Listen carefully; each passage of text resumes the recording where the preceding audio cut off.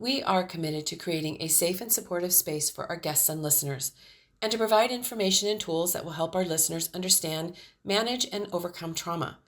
We understand that the healing journey can bring up challenging emotions. Therefore, we want to warn our audience that certain episodes may contain discussions or stories that could be triggering for some individuals. The content of the podcast is for educational and informative purposes only, and we encourage you to practice self-care and discretion while listening, and to reach out to a trusted support system or professional if you feel overwhelmed and need help on your healing journey. Welcome back to Healing and Growing Hand in Hand podcast. I'm your host, Lisa Tickle, and our guest today is Scott Aemis. And I've got a lot to talk about before I'm going to let him say anything, because I was really impressed with his guest form that he submitted, and actually just impressed with what he has going on. So let me read that real quick, and then I'm going to let you talk a little bit, Scotty. Sure. So he is a father of 2 children with childhood trauma, and he'll tell that story. He's also a childhood trauma expert. And he's on the board of directors of one of the largest trauma-focused schools. It's called Lakeside Schools. I am so excited about that because I did not know that we have that. And I'm excited about that. He also is an author of a book called Where Do We Go From Here? And it is helping adoptive parents guide their children through trauma and into positive, safe relationships. I love that. I love that. So here's something that I thought was really cool. And so I always ask my guests, why do you want to be a guest on my podcast? And here's what he shared. I desire to share my message of hope to parents of children. So positive, safe relationships are key to healing. It's not about how many great things you do for your child with trauma. It's how many negative things you eliminate. I felt like that was really powerful. You can't fix your child. Childhood trauma is an actual brain injury, and there are pathways to healing. And we were talking about that before the recording. And the value of your love is not dependent on your child's response. I thought that those were really key. I especially like that it's not the things that you do for the kids, right? It's also creating the positive, safe relationships. That was what was one of my favorite things that you said. So anyway, so tell us about you. Super. And I really appreciate being on your podcast and being part of the community that is trying to address this very challenging issue that has lots and lots of parents and kids that are all suffering. And there is a way out. There is a way to healing. And if we can just find and work together and promote it and focus on it. So I'd be glad to share my first start of my story, if that would helps. Yeah. And, it really starts halfway through our journey, which was when I was in court with the judge, with child. I'm sure many of your listeners have been through this process. And the judge was staring down at us, looking to find if they were going to take our kids away from us. It had gotten that serious. And that's when I knew. That's when I knew we had to do something different. That they don't teach us about childhood trauma. No one is out there to say, you just can't demand change. You can't just demand change in behavior. You got to find a different route. And that's when I learned and found all about what childhood trauma was, how it's different, how that it's an actual brain injury. It's not a behavioral injury. Behaviors result from the brain injury, but it's actually that has to be changed. And that we as the parents are the ones who can make that happen. It's not just the child. We can't just press a button. We can't send them to some camp. We can't send them off someplace and have them fixed. That it's a process, and it's based on relationships, and it's based on safety, and it takes a long time. I mean, we wouldn't ask a child who broke his arm to get up the next day and throw a ball, would we? That's true. And the same thing with trauma. Right. And it's something we can really do together as a group. And if it helps, I can kind of get into a little bit of the process, or I can tell you more about when we brought home our kids from a little baby home in Russia. They were ages 3 and 2. And we thought, oh, aren't we wonderful? Isn't this perfect? We're going to show some love, and they're going to love us back, and everything's going to be hunky-dory all over again. And then we came to the rude conclusion that, whoa, this is not working the way we thought it would be. And why are they acting like this? Is it something that we're doing? Is it something they're doing? There's something wrong with the child. Is it something wrong with Russia? Might be, um, but what we learned is that it's just not. You just can't revert to what we were told as youngsters, that everything is based on authority or authoritarianism and Mm. power, and that these children will just all of a sudden react and learn to love. Because what's happened at the basic level is that they, as their caregivers, have broken that bond of trust. Right. Excuse me, that bond of trust they have. Mm-hmm. And by breaking that bond of trust, that has actually created that brain injury. That the brain has then reconfigured itself to connect strictly to what they oftentimes they call the reptilian brain or the Mm-hmm. amygdala, which means fight or flight. I can't trust anybody, so I'm here by myself. I have to take care of myself. And so everything is a reaction. Everything is emotional. Everything is an overreaction because they're being flooded with these emotions of, am I Mm-hmm. safe or am I not safe? And and the way that we are taught as parents traditionally is, well, if someone doesn't act well, yell louder, get Yeah. more difficult, throw more consequences. And all those do the exact opposite Mm-hmm. in terms of helping a child heal. Yep. And so it took us a number of years before we got into that crisis. Through that crisis, we learned the process. And the reason I'm out here today and wrote a book and part of the community and with the school, our school Lakeside that focuses on childhood trauma is because I want to short circuit that process for Mm-hmm. parents and for kids all over the country if we can. There is a route, there is a way, and if we're willing to take that path, we can make a lot of great changes and a lot of healing for our kids around the country. Yeah.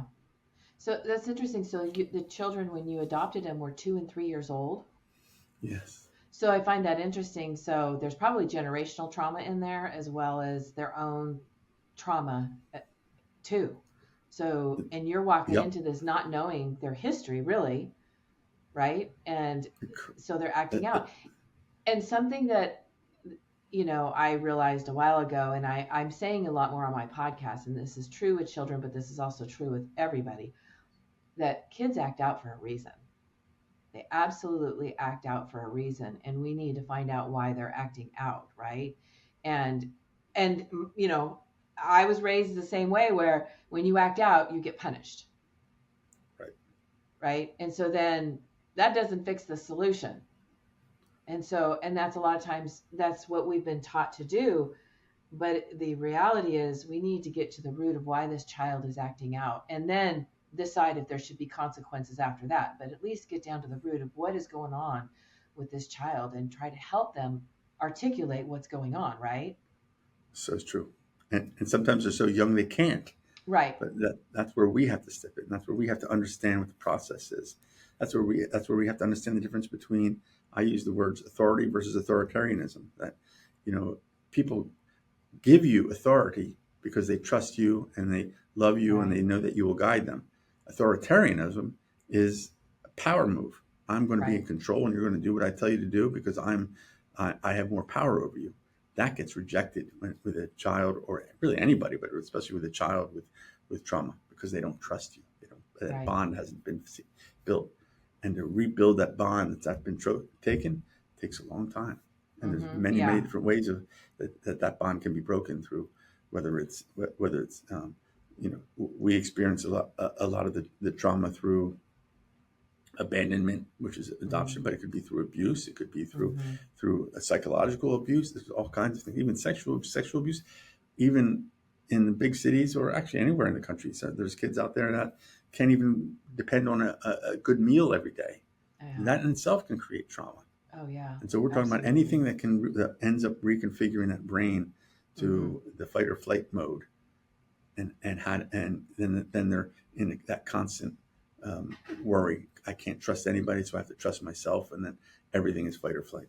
And Right. that's what we have to get ourselves kids out of, Right, right. and And get that let's brain talk about that reconfigured. because and I know that you mentioned that it's a brain injury, and I understand that because I understand how Sure. that works. But explain to the audience what you mean by that. So, childhood trauma or abuse can turn into a brain injury, and what does that look like, and can they heal from it? Sure.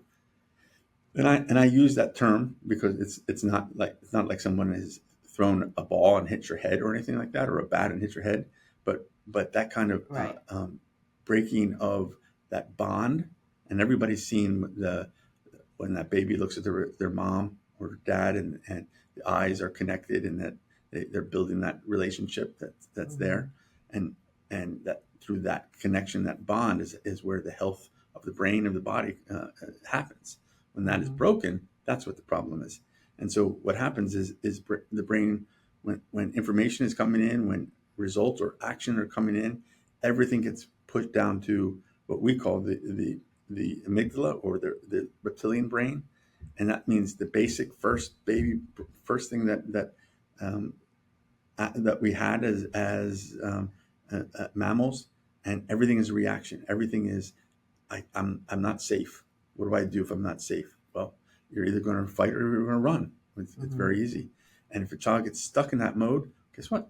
They can't learn. They can't build relationships. They don't Yep. trust their teachers. They can't go do simple things like ride a school bus, like Mm-hmm. go to lunch, go to the playground, because they don't know what's going on. And all of a sudden they're not reading cues from the other kids, and parents are always wondering, well, what's going on? Mm-hmm. Why can't my child do this? Why is my child acting up? You know, this, it's funny now. My kids are both heading into 12th grade, so I can talk about this a little bit. But I had a 5-year-old who got kicked off the bus. Whose 5-year-old gets kicked off a school bus? Oh, It's yeah. funny. It's Yeah. amazing because, and in their situation, they had such food needs and desires from being in the situation they were in. They would sneak food on the bus. Well, that was against the rules of the bus. So people would tell on him, and so he was defending himself. Right? No one's going to take my food away. All of a sudden, that's a Mm. behavior issue. School wants to address it as a behavior. What's wrong with your child? There's Right. nothing wrong with a child. He's just defending what his natural need is, because it's something he hasn't had for the first 3 years of his life. And so it's a process, and it's understanding that process, and understanding the process in terms of trauma, not in terms of behavior. So Right. Right. hopefully Wow. that helps. That's amazing. I mean, that it just makes me think of how many kids could be saved if we just paid attention. And just like in that situation, like you said, what 5-year-old gets kicked off a school bus? That's unusual. So why aren't we addressing that and not looking at it like, well, he's just being a bad kid? Kids are not born to be bad. I mean, we have to teach them right from wrong, but kids are not born just like these terrible little heathens, right? And That's so right. there's a reason why he acted out. You figured it out, and you Right. were his advocate, Yes. But I but the only school figured it wanted to out. address it different, I'm sure. And I only figured it out afterwards, because, again, we didn't know. No, there Right, wasn't anybody out there teaching us about trauma. So right. our natural inclination, because the school does this, and most of the professionals in support, and this is another important point that we learned, they're what we call behaviorists, right? The ABA process. Everything is based on behavior, but that doesn't help our kids. Trauma is all based on relationship. Can you develop a relationship which develops trust? And through that trust, then the behavior can be addressed. But Right. if you don't address the trust first, then it becomes a problem. Just like what we talk about, the 3 R's in trauma, which is regulation, relationship, and reason. We all want to immediately go tell a child what's wrong and reason with them and tell them what they should do next. Yeah, But what a child needs first is regulation, is calming them down, getting yeah, them out of that mode of hypervigilance. right. And then once you get them calmed down, then before you don't try to tell them, correct them, then you first work on that relationship and that trust. And then through that Hmm. relationship, then you can say, hey, what should we have done differently? What could you think we do differently? And that's where punishment comes in. Um, what we've learned Hmm. over the years is that punishment, consequences, good or bad, don't work with kids with trauma. And so that's again a behavior concept. It's got to be relationship based. So, for example, what we learned with our kids is you don't give them a timeout. You might give them a time in, where you sit with them on the couch, practice the Hmm. 3 R's, practice regulating them, practice relationship, and then you say, hey, what could we have done differently? Let's go do it together. Let's do this together. And so now they're getting the sense that they're loved, that they're not in Mm-hmm. trouble, that they're not in a problem. Because as soon as they think they're in trouble, they're going to go right back to the process of reptilian brain fight or flight again. I was in trouble. I can't trust this Mm-hmm. person. I can't trust the situation. I don't trust myself. And that's Oof, what we have to yeah. get them out of. Yeah. So, Yeah.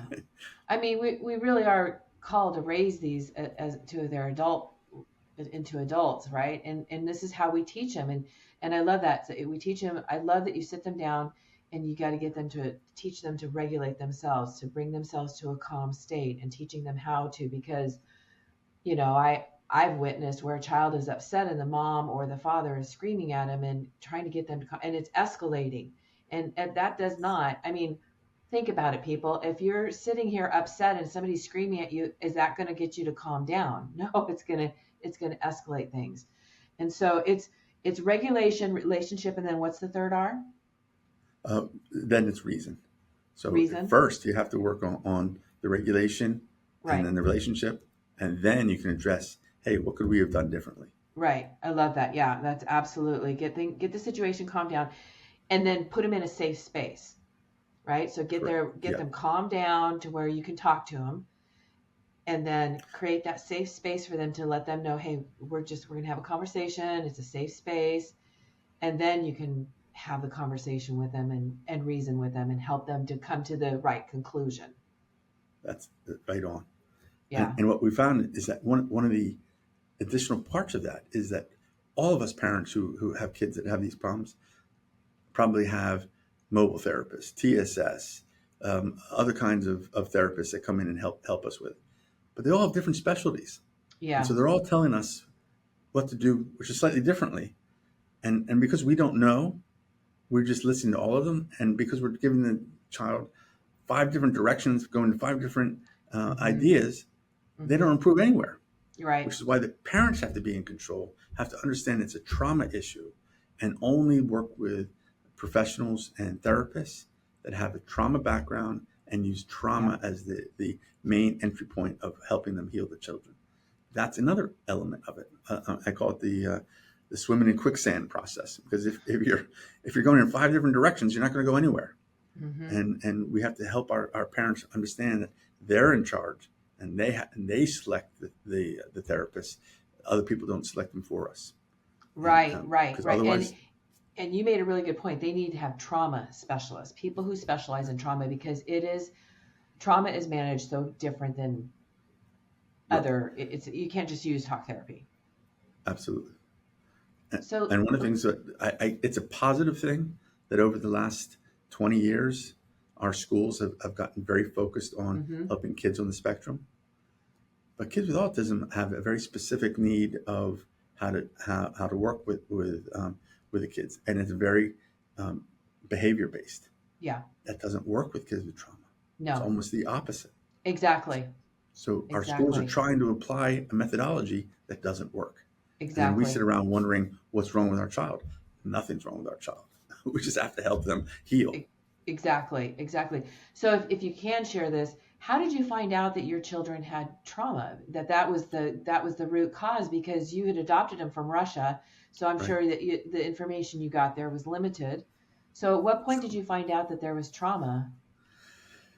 You know how sometimes just when you need something, it comes into your world. Yes. It's just Yes. amazing. And it just so happened, just right, literally within a day or two of the time of that court case, when I'm sitting back saying, "What are we going to do? This is the worst thing that could ever happen to me. I can't have Yeah. this on my tombstone saying I lost my kids, because I love them and I don't know what I'm doing wrong." I happened to run into um, a pastor's wife who had adopted kids, their own children, and had become a professional therapist at in trauma.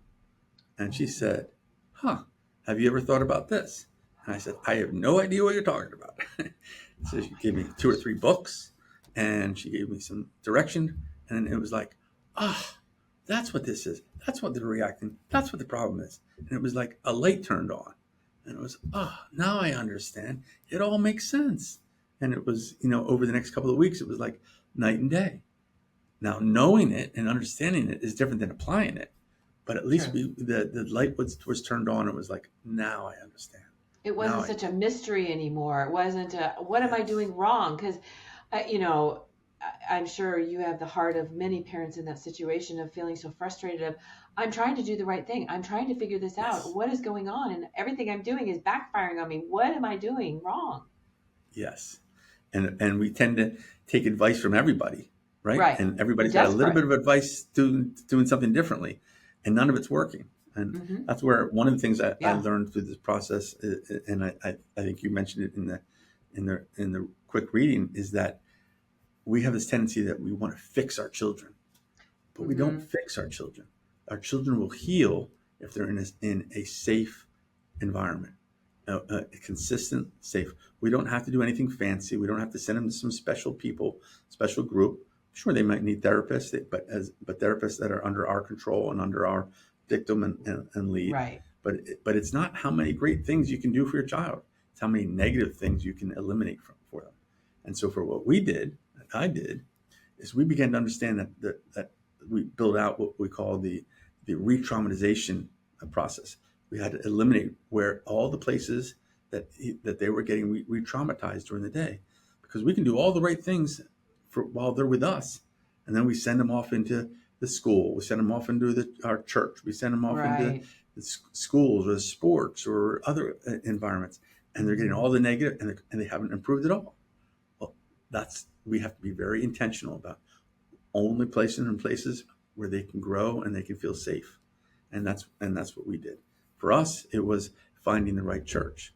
And for Hmm. us, it was finding the right Boy Scout troop. One, our son was in a Boy Scout troop that was too big, too wild, too many things going on. He couldn't handle all the Yeah. all the constant things going on there. So we found another troop where I could have a personal conversation with a troop master, explain to him about what trauma was, explain to him that it was relationship based, a smaller troop, and through them he grew and he developed and he loves scouts and he loves camping and loves that. It's a positive environment for him. Hmm. Same thing with our school. We found for us that our kids weren't ready for public school, that there was just Yeah. too many negative things going on. Yeah. And I know a lot of parents, I'm sure a lot of parents take their kids home just to homeschool for the exact reason, or Yeah. find a community school or a private school. We were Charter lucky school. enough Hmm. in our area, we have a school called Lakeside, which is a trauma informed school. It's specifically built for kids with trauma. And we work with all the school districts in the Philadelphia area, and we develop, and the process is developed those relationships, and have it's a small school setting, maybe 8 kids to one teacher. Every kid gets introduced and tapped on the shoulder when they come in. There's no homework. They have what they call a reconciliation room, so kids don't get in trouble when they're acting out and are deregulated. They go into a room where they can get regulated, get calm, Mm. speak to someone, and then they go back to their classroom. There's plenty of it. There's extra periods built in to catch up with in certain schoolwork, because when they're calm and regulated, guess what? They can learn. It's not Mhm. it's not Mhm. it's not it's not brain surgery. It makes perfect Mhm. sense.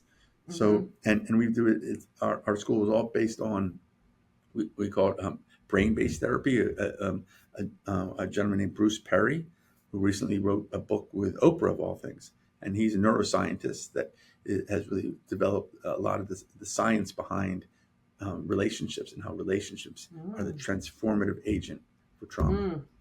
And so he I think one of his famous books was um, The Boy Who Thought He Was a Dog, or something like that. Mm. I think I've That heard was something kind of about a that. famous one. And his latest one with Oprah, I think it's 2 or 3 years old now, was uh, was more for adults and trauma, and we use his methodology. And amazingly, both my kids are back in public school, and they're both Wow. working. They're both able to take on that public school environment. They're both able to handle all the situations. So, we're even talking about going to college now, which I never thought would happen That's 5 or 6 years wonderful. ago. It's amazing, and what's interesting is we're not special. Every person out there, every parent out there can do what we're doing. We just have to develop that mindset, the process where we're in charge, trauma based, and we're going to protect them and create a safe environment for them. Right. And that's my next question. Let's talk about you talk about creating the positive, safe relationships. And so you kind of mentioned some of the things, Sure. and I mean, really, we're to be our kids' advocates, and that's what you were. Yes. You, it sounds like you created a safe environment for them and protected them while they're healing so that they can then go into the world and have the tools and the equipment to handle everyday life, because Yes. it sounds like you prepare, that's what you're doing, is you're preparing them for that. So how do we create a positive, safe relationship with our kids? So I've laid out in my book some of those areas, but we have to also understand there's going to be a lot of sacrifice involved. Because, for Yeah. example, for us, the church we were going to originally wasn't the right church for them. Because the lovely church, lovely people, great people, but they didn't really understand anything about trauma or situations. They didn't have that in it. We happened to go to a church now that the pastor and his wife had adopted children, and remarkably, so many of the people who attend the church Mm-hmm. understand it and have an understanding of special needs and understand of the relationship with kids in that situation. It was more of a thriving area. Our kids, I couldn't sign them up for soccer because every parent wants to send their kids off to soccer, right, and have travel soccer and run around and play soccer. Well, that wasn't a good enough environment for them. They weren't ready for that. So we had to pick and Mm-hmm. choose. There's a lot of family situations where you just can't. You're just going to have to turn down certain dinners and certain events. There might be just too many Mm-hmm. things going on. There might be, you had mentioned before about generational trauma. There might be an issue where the next generation or two generations up don't respond well. One demand certain things, demand attention, demand. Sometimes that's not going to be good. So we're in Mm-hmm. situations where a lot of people might give a gift and want to demand something for that gift, right? Certain that you expect certain love, certain appreciation. If they don't get it, they get upset. All the children don't know how to handle that either. How do you create? Sometimes it's a calm, boring situation. They don't need a lot of TV. They don't need a lot of computer. They certainly don't need Yeah. cell phones. They just Yeah. need day to day consistency that will help them. I call it like the same as having a cast over your elbow or your arm. You have your broken arm. It's just going to be a cast on it.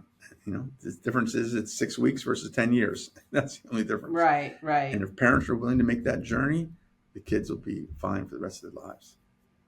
They can Yeah. be I mean, slowly so much begin that. is requires that so much of your attention, right? And you really have to pay attention to what's going on and what works best for them, and it's probably hit and miss. But yeah, I would imagine that certain settings could trigger them, and again, because you don't know what their yes, trauma was, you just know what their trauma, that they have been through trauma. You don't know correct. exactly what that is, so Yes, that's going to be a real guess for you whenever you go out in public, because you don't know what could set them off for a while until you start paying attention and seeing what things trigger them, and then keep them out of that situation. And so, and parents. I mean, kids can be tough. So I mean, every parent yeah, knows this. They can react difficultly. They can call each other names, and all those things can trigger that trauma. So we yeah, have to. and That's they why. go to an extreme too. Kids are going to do that, right? They're going to go because they Yes, don't have that regulator in them yet, so they're going to go from 0 to 100 in a flash. And for yes, people who don't absolutely. understand, because I'll tell you on my side, and I've talked about this in my podcast, as an adult, and when I would act out, when I would get triggered, and I would act out, it is the most helpless um, feeling, because you're realizing, you're hearing what's coming out of your mouth, and you're paying attention to, well, at least I was paying attention to how I was acting, and I was paying attention to how people were reacting to me, and I knew it was over the top, but I couldn't stop it. That was the most frustrating. And Sure. that may sound crazy, that I'm that aware of my how I'm acting and how others are reacting, and yet I couldn't stop it. You just get so wound up that it kind of takes over. That's how it feels. Is it just fills you, every Yes. part of you, and just takes over. And then afterwards you feel like you feel horrible. And of course you go and you clean up the messes that you made, but it's left this imprint Right. that we have to live And with. And right. so that, and that's hard to live with. And what I love is that you've helped your kids to work through this and help them so that they learn how to regulate, that they become aware of when things are not okay, and they've got tools to help them, so they're going into their adult life already successful. Yeah, exactly. And they've learned through coping skills, right? And I'm sure many of your parents that listen know that concept. What is a coping skill? Is it the spinner? Is it, sometimes they just enjoy weaving or sewing or something like that, something that keeps their attention focused. And sometimes it's Legos and building and that Oh type of thing. yeah. And whatever that is fine. And I'm sure it's a process that just uh, over time that helps build that reaction. So when they're feeling that that emotion inside them, they know what to do next. They can. That's how you build resilience. Oh, instead of acting out, I'll do this. That'll Right. calm me down, and then I'll go back to the environment. If you can teach them at a younger age that, because that's why you should treat kids with childhood trauma so they don't become adults with childhood with trauma, Right. Exactly. because given the skills ahead of time, as you said, then they know what to do next. The other biggest challenge that I found with parents is it's very hurtful when you're doing everything you can. You're working your tails off. You're doing extra effort. You're spending extra money on therapists. You're finding if it sometimes medicine driving them everywhere, and then they're not appreciative, and they just act out, or Yeah. they just yell, or they just tell you you're the worst person in the world, and you're hurt. And one of the Hmm. things that the lines that I really talk about is, and and from my background, it's faith based, but it applies to no matter what faith or not, which is the value of your love is not dependent on your child's response. So you're loved Mm. no matter what, and they're loved no matter what. But you don't need a positive response from them to know that you're loved. Hmm. You're just doing the right thing. You're doing the right thing because it's good for the child.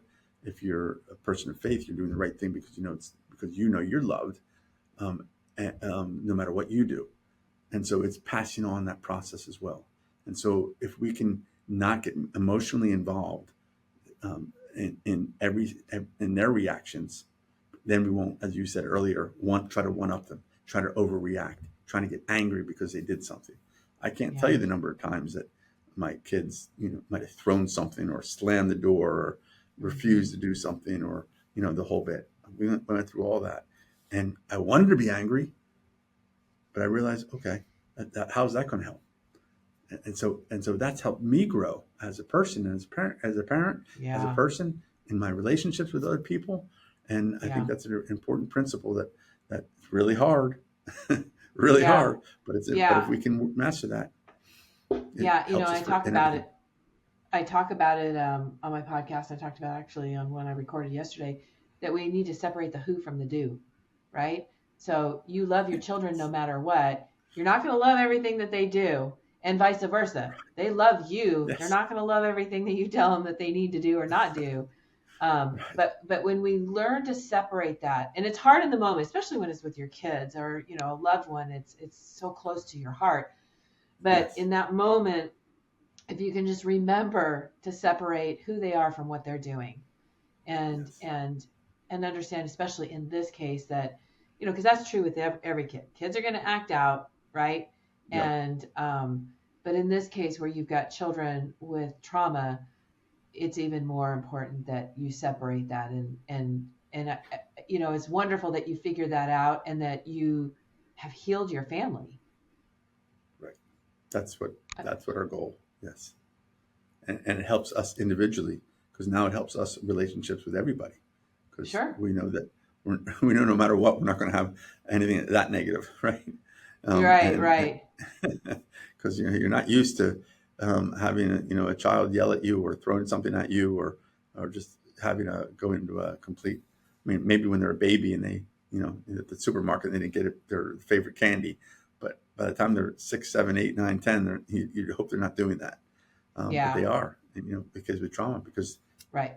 they're reacting out of their base emotion, and And the one it's thing I very heard, challenging. and I think this is so true, is that when we're triggered, um, we're reliving a memory. We're not just remembering a memory, we're actually Right. reliving it. And there's a big difference in that. And if people understood that we're in that moment when we're being triggered, we're reliving a memory. And that's why, Yes. and we're going back and we're reacting to it as though it's happening right now, even though it's not in front of us. But the trigger causes us to go back there, and we're in that moment. And Yes. and like you say, what I've learned to do is to catch that, because you can feel that. You can feel that trigger if you're paying Yes. attention. The crazy stuff goes through your mind, and you can feel it in your body.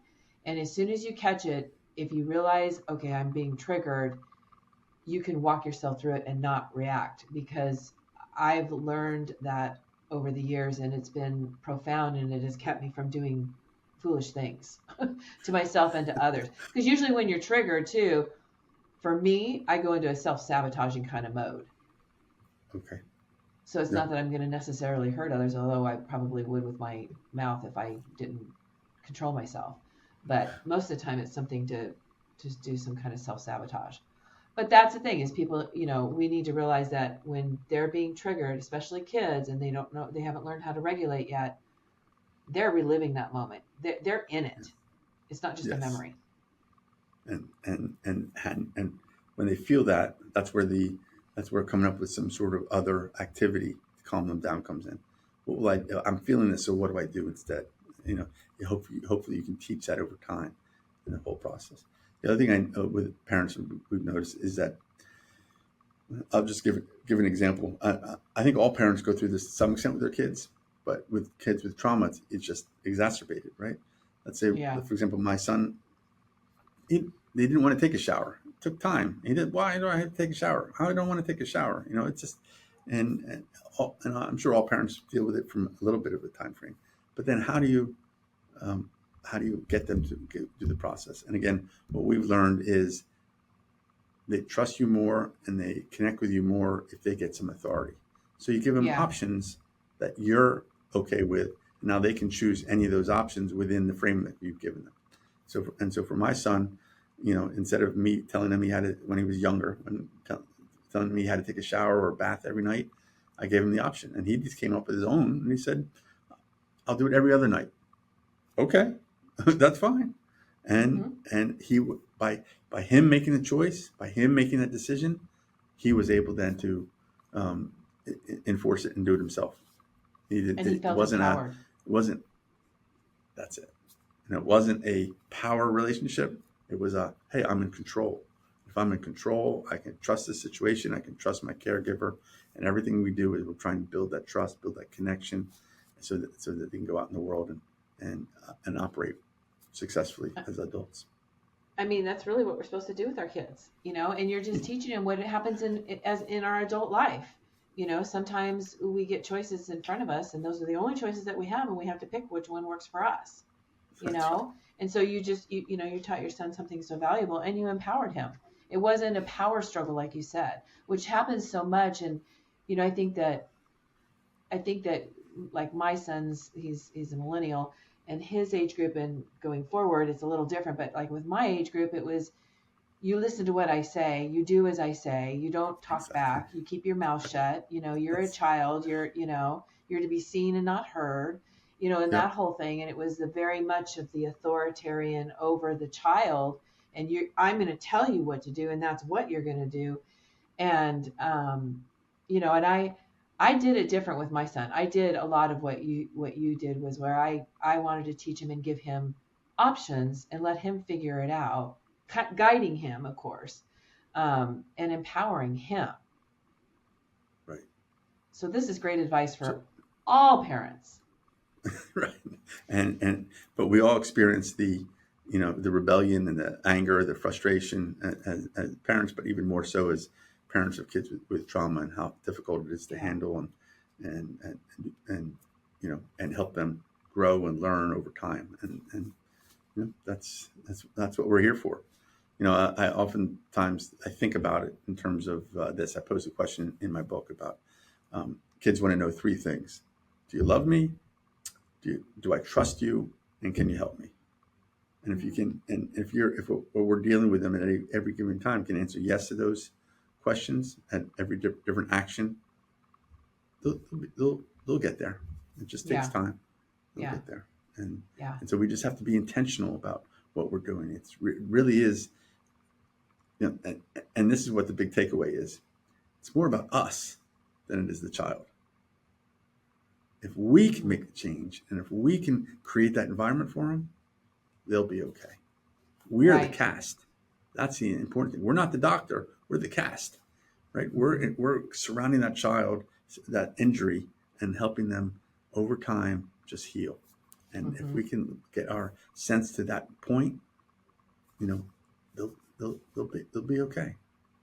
Well, your sons are, a testimony to that. I mean, I love hearing this, and I wish that we had these schools all over the United States, starting there. I mean, Yes. seriously, I've always thought that would be nice to have a school like that. I never knew that we had any. Is that the only trauma-based school there is?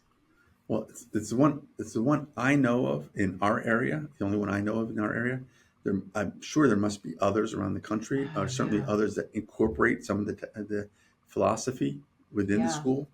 But that's one of the reasons we're, as our next phase, we're working with schools and teachers to train them virtually, as well as healthcare professionals and trauma officials and things like that around the country, and actually even around the world. So we're going to try to do more and more, because solutions are out there, and we just need to. Yeah. And the other thing is, we all need to be doing this together. That's why what you're doing is so important. And if we can, our community, if we can all be together, we can make these changes in our Mm-hmm. society and in our schools, and, Mm-hmm. and things will get better for our kids too. Yeah. Yeah. Well, this has been so enlightening and so good, and I there's so much hope to your story, and I'm so glad you're sharing it, and it needs to get out there because we do need to educate parents more, and like you said, the professionals as well as the teachers on what to look for, and that kids don't act out just because they wake up one day and they're just bad kids. That's just not how it works. They act out for a reason, and we need to find out what that Yes, is. And when we get to the yes, root of that and we help them heal, that doesn't affect them anymore. correct. They can, So, they'll well, always let me have that, and it's important to note for parents, they'll always have that experience in them. So as you said, right, they'll relive that. Something can trigger it, but then right, if we can build the resilience and the way of dealing with it, they'll be yes, able to handle it. That's the important exactly. part. Exactly. Is teaching them how to manage it rather than it managing them, which is Well what said. I'm doing in my adult life. you know, Learning all this stuff so I can manage it instead of it managing me. I'm tired of it. Fantastic. And if any of so, your listeners want to go to our website, it's childtraumasherpa.com or ctsherpa.com. We have a lot of blogs up there for teaching and for things. We even have a therapist that's willing to sit and talk to them for a session to give them some ideas and thoughts on that, all no charge. And as I said, we're really in this for changing attitudes and beliefs and creating hmm a movement for hmm child trauma to healing. I So, love that. I love that. Yeah, and we'll have all your links and everything there available for super. everybody. Thank you. And let me ask you one last question. What do you want to leave our listeners with? Sure. What would you like to leave them with? Um, let's see. I'll leave with this. One of the famous authors in our field is a guy named Jeffrey Green, who basically said, um, through his research, he found two things to be true: children want to please, and they want to grow. And if for Mm, any reason they're not doing those two things, it's not them. It's either it's something that's happened to them, or an environment they're in, or some other outside force. And so he has found that if we can correct that environment for them, they're going to want to please you, and they're going to want to grow. And that's good, positive news. There's healing out there. There's grace for each other. That's the other important thing I want to leave everybody. Grace. We're all going through a big challenging time. It's yeah. okay. We all fail. We all have difficulties. We all get upset, but it's okay. We're all there hmm for each other too. So Exactly. I Exactly. guess that's what I really want to pass on. Oh, that's beautiful. I love it. Well, thank you so much. And, I appreciate you coming on and sharing your story, and certainly a lot of hope for a lot of parents, that there is answers out there for them and there is support. They're Yes, not alone. I love that. Hope and grace. Thank you. I love it. Thank you.